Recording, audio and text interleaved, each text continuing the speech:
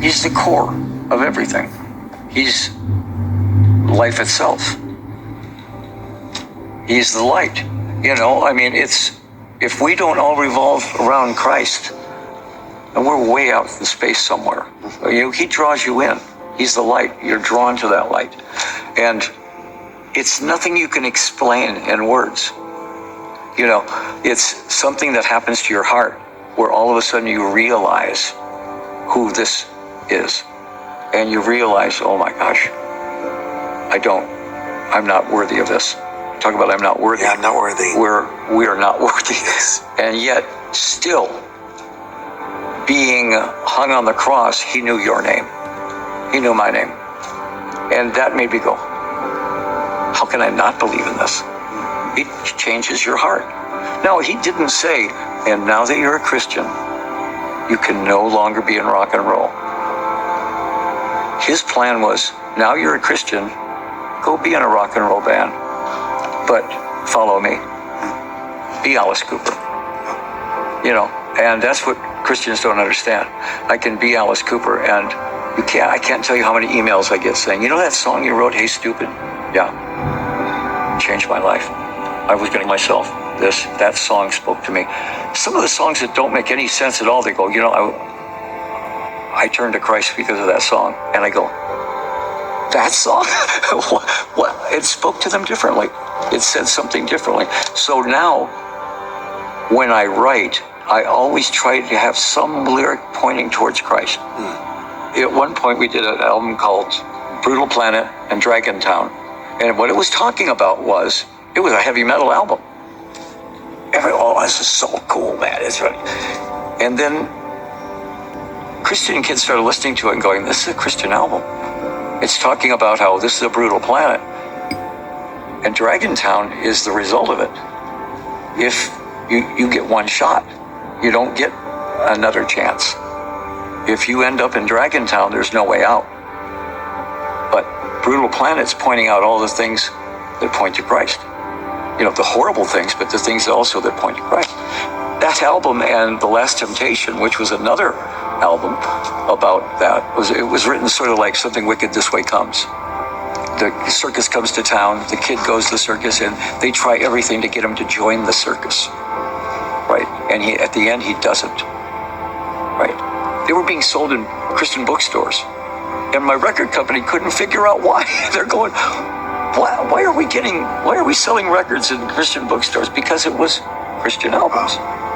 2 or 3 of my songs were used like in choirs. A song like I Am Made of You, Salvation. There's on these stories, a murder mystery, but there's a song called Salvation. How the murderer is going, is there any chance for salvation? I guess, well, that's the song that.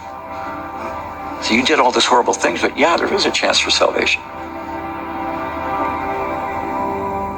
If that's not your final goal, and that should be the most important goal, right?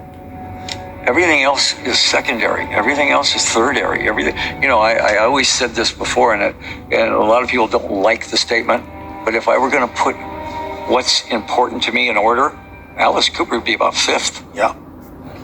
Once you've answered that knock, yeah, and once you've committed to that, and once you start realizing how merciful that we've been treated, yes, and and how much grace we've been given, I think your relationship with Christ is the number one thing.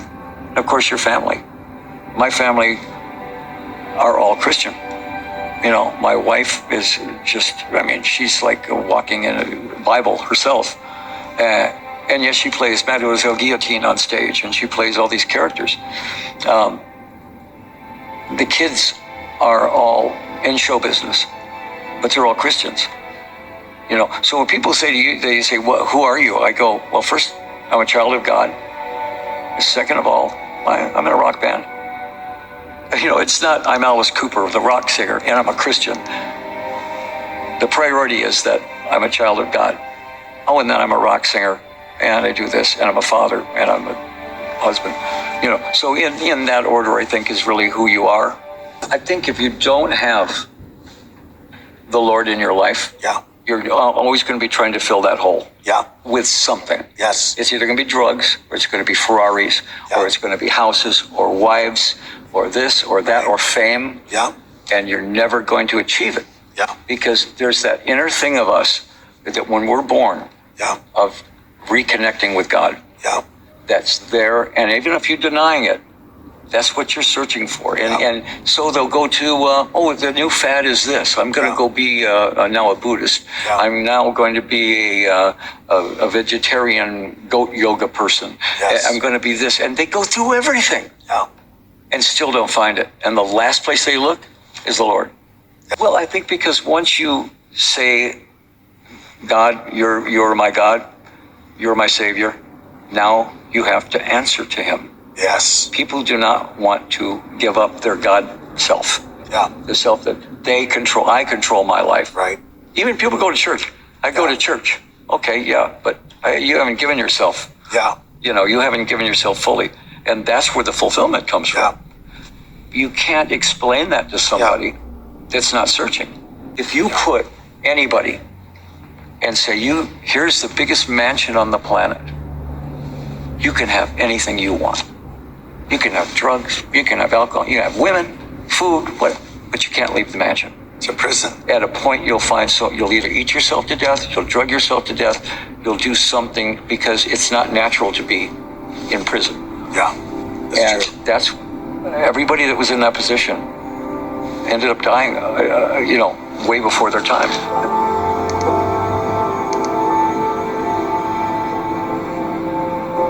I became an alcoholic and a drug addict for a good reason. I didn't know it was a good reason, but I didn't know God was going to use it. I can now go into a place and talk to kids about drugs and alcohol, and they can't say, well, what do you know about it? You've been there. I did everything, okay? I've been there. I almost died from everything that I did. I can speak from experience now. I think God used my alcoholism and my drug addiction and said, you're going to go through this, but it's going to be something I can use later. And I sit here and I go, I have no idea why he let me live. Except for this fact that I can talk about it now and I can give him all the credit. For one thing, I don't know one drug addict that ever said, what a great idea. I don't know one alcoholic or one in rock and roll or in movies or anybody you've ever heard of that said, good idea. It's the most unfulfilling thing there is. And yet, Satan uses it pretty well because it's a thrill. What do you got? What do you got to lose? Here's a thrill. I would say to him, and kids are smarter now than they used to be. Unfortunately, their world is more dangerous now. When we were kids, if you got in a fight, you got a black eye, bloody nose, and next day, a little respect. Now, somebody might drive by your house with a machine gun. When we were kids, if you got in trouble with a girl, you got a penicillin shot. Now you die. The ante's up on everything. So these kids have got to be smarter. And I think kids can look at our drug problems and go, I don't really want to get involved in that.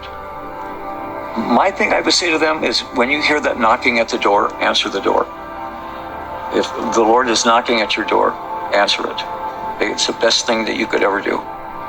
And you can avoid all this insanity, I was as close as anybody ever came. When I went into the hospital, the doctor said, I'll give you a month before you joining your buddies. Because, you just can't treat your body like that. And on top of it, I'm touring. So it's a constant flow, constant energy, constant this, constant party. And that sounds like fun, a constant party.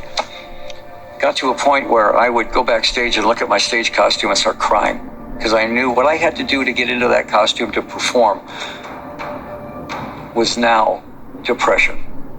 It wasn't fun like it used to be. And it wasn't because of the Alice character. Alice was not the villain.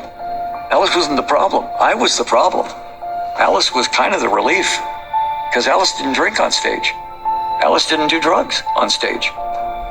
I was the one that was, Dr. Jekyll was the problem, not Mr. Hyde. And really, the only cure I had was Jesus. And the fact that I can still go out and play the character, and I can still go out and do the shows, and have fun doing it, and know that I'm still helping people out in a way. You know, people that you can look at it and say, wow, I get letters like this. If you can stop drinking, well, I can. So God made me that exception, you know, where he said, you are going to be known for this, and then you're not going to do it anymore. People will look at that and go, wow, there's hope. I can come out of this. But there comes that point in your life where when you're lying in bed somewhere in Wichita on a tour bus, where you go, what is this about? You know, is this really it? Is this all there is? There's that song, Is That All There Is? Because it can't be. There must be something better than this. And I think that's when you start hearing the Lord knocking.